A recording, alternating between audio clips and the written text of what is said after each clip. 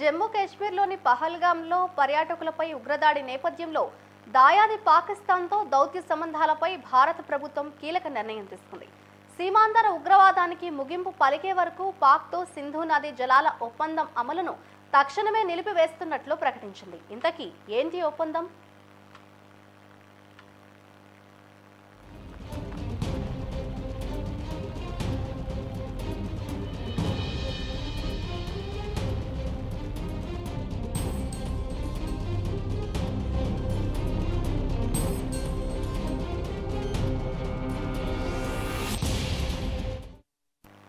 సింధు దాని ఉపనదుల జలాలను పంచుకోవడానికి ప్రపంచ బ్యాంకు మధ్యవర్తిత్వంతో భారత్ పాకిస్తాన్ల మధ్య ఒప్పందం కుదిరింది. దీనిపై 1960 సెప్టెంబర్లో నాటి భారత ప్రధానమంత్రి జవహర్లాల్ నెహ్రూ, పాకిస్తాన్ అధ్యక్షుడు అయూబ్ సంతకాలు చేశారు. ఒప్పందం ప్రకారం సింధు ఉపనదుల్లో తూర్పున పారే రావి, బియాస్, సడ్జల్ నదులపై భారతదేశానికి హక్కులు లభించాయి. వీటి సగటు వార్షిక ప్రవాహం 33 మిలియన్ ఎకరాల అడుగులుగా ఉంది. సింధు నదితో పాటు దాని పశ్చిమ ఉపనదులైన జీలం, చీనాబ్లపై పాకిస్తాన్కు హక్కులు దక్కాయి. వీటి సామర్థ్యం 135 MAFగా ఉంది. ఈ నదీ జలాల వినియోగ సమాచారాన్ని పంచుకోవడానికి ఒప్పందం కింద ఓ సహకార యంత్రాంగాన్ని నెలకొల్పారు.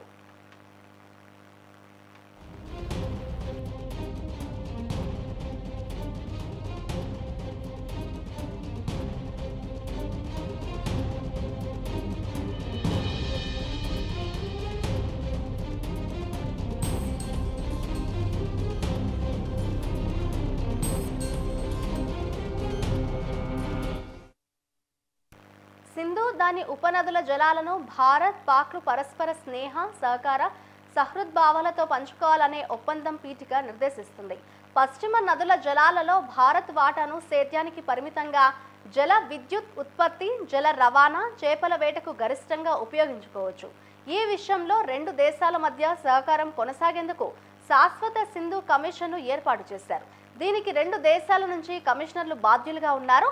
ఒప్పందం అమలు గురించి ఏటా సమావేశాలు జరుగుతాయి.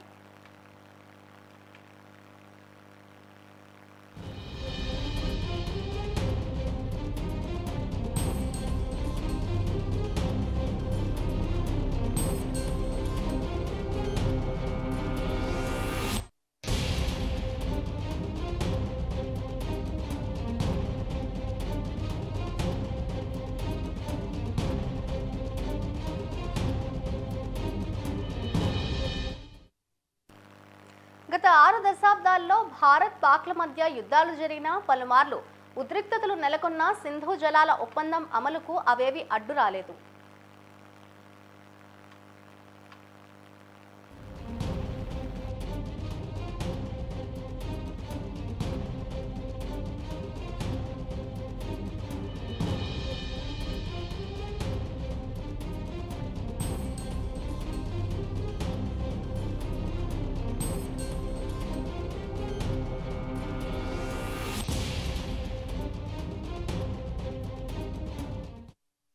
కానీ ఇటీవల కాలంలో డ్యాంల నిర్మాణం, నీటి వినియోగం, ఒప్పంద నిబంధనల అమలుకు సంబంధించి వివాదాలు తలెత్తాయి.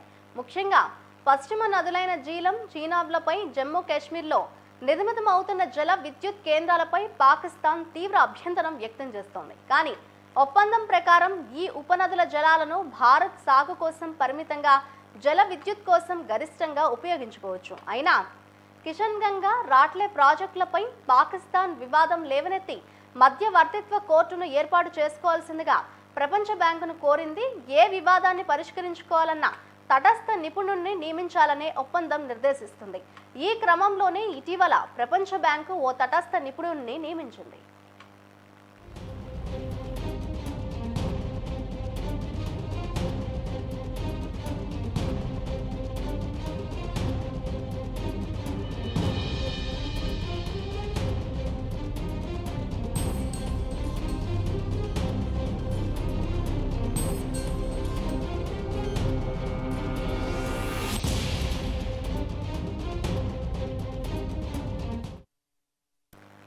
సింధు నదీ జలాల పంపిణీ ఒప్పంద నియమ నిబంధనలపై పునఃసమీక్ష జరపాల్సి ఉందని భారత్ కొంతకాలంగా డిమాండ్ చేస్తోంది.